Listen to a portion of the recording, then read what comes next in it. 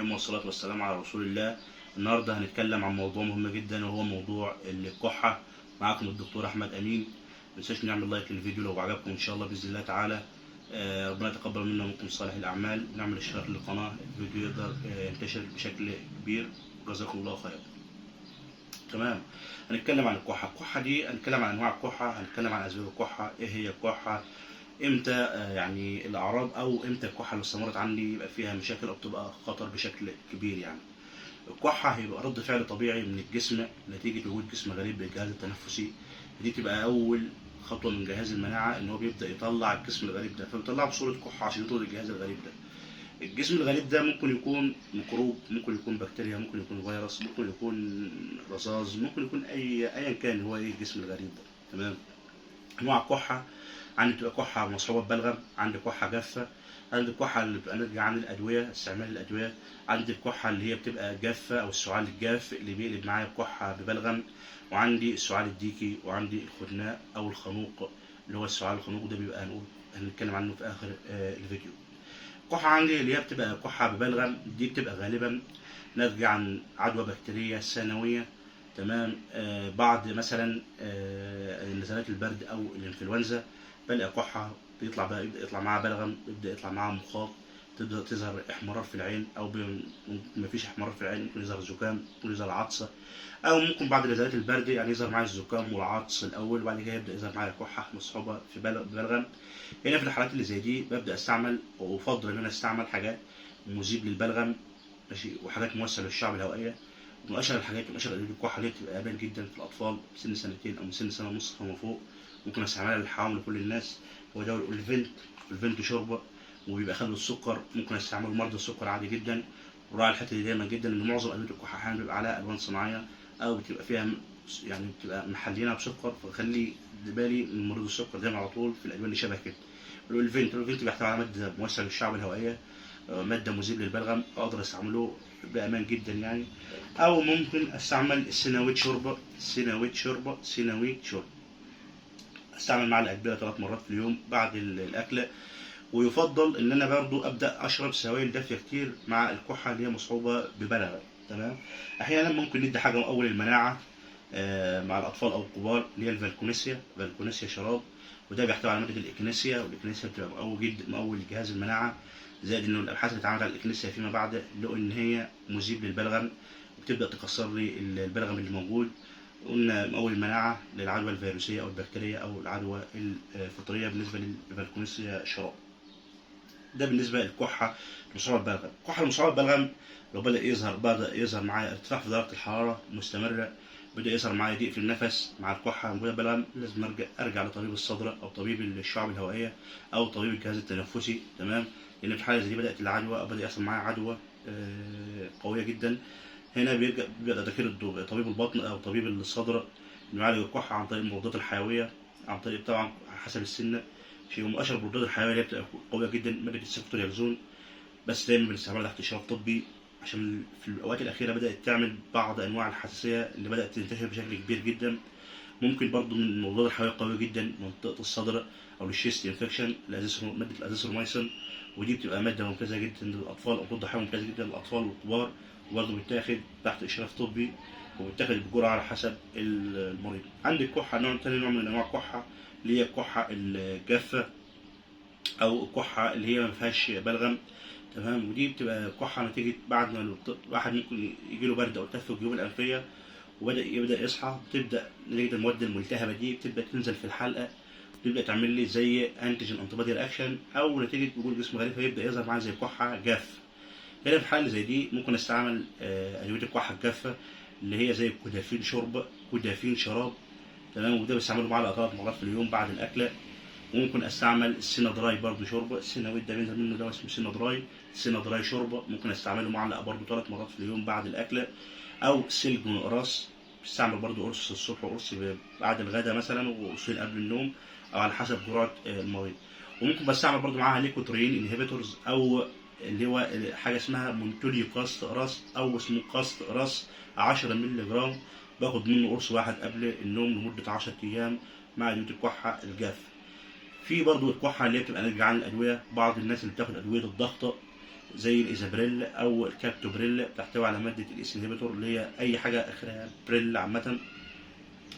دي بتبدأ تزود عندي مادة البريديكاينين وتعمل لي كحة بشرقة. هنا علاجها إن أنا برجع لدكتور الباطنة يغير لي نوع العلاج أو نوع العلاج الضغطة لو كحة استمرت معاه بشكل مستمر، أو ممكن بندي حاجة أنتي هيستامينيك مثلا، وحاجة برضو من توليو كاست زي الكاست 10 مللي أو الكاست 5 مللي. في برضو عندي السعال الديكي، وده بتبقى كحة مصحوبة بصوت زي صوت الديك. تمام، فلقى المريض بدأ يجيله زي انفلونزا وزكام وكحة. تمام، بتبقى الصوت عاملة زي صوت صياح الديك يعني. تمام، في الحالة اللي زي دي نخلي بالنا ان السعال الديكي ده ممكن بيبدأ معايا بأعراض عادية خالص، أعراض برد انفلونزا وزكام، ويبدأ يقلب معايا بالسعال اللي هو الديكا. أول ما أبدأ أسمع صوت الكحة بالشكل ده لازم أرجع للدكتور أو الطبيب على طول، لأن العلاج بيحتاج إن أنا أتدخل بالمضادات الحيوية بشكل سريع جدا. تمام، وممكن برضه بنستعمل كورتيكوستيرويد في الحالات اللي هي شبه كده، زي مثلا ممكن ادي جرعات الديكساميثازون، او ممكن ادي حقن الكورتيكوستيرويد او حقن الكورتيزون بجرعه واحده، زي الديمان كورتيل حقن او زي الديبريفوز امبول يعني. في حاجه اخر حاجه اسمها الخنوق، والخنوق ده كان بينتشر زمان قبل ما يعني كان بينتشر بشكل كبير قبل ما تظهر تطعيمات الديفتيريا او تطعيمات الخناق. تمام، لكن دلوقتي احنا بندي تطعيمات هو بيبقى عباره عن بيحصل اصابه فيروسيه، بيحصل عنها تورم في الجهاز التنفسي، بيحصل عنها ضيق في النفس، بتزيد معاه الاعراض بالليل، بيحصل احتقان في الاغشيه المخاطيه، والقى يعني منطقه النفس بدا يحصل فيها زي تورم. طبعا هنا في الحالة اللي زي دي بيبقى العلاج برضه ان انا اعالج بالكورتيزون. تمام، وعالج بادويه الكحه او موسعات الشعب الهوائيه، وابدا اعالج مثلا اللي هي بالسوائل الدافيه.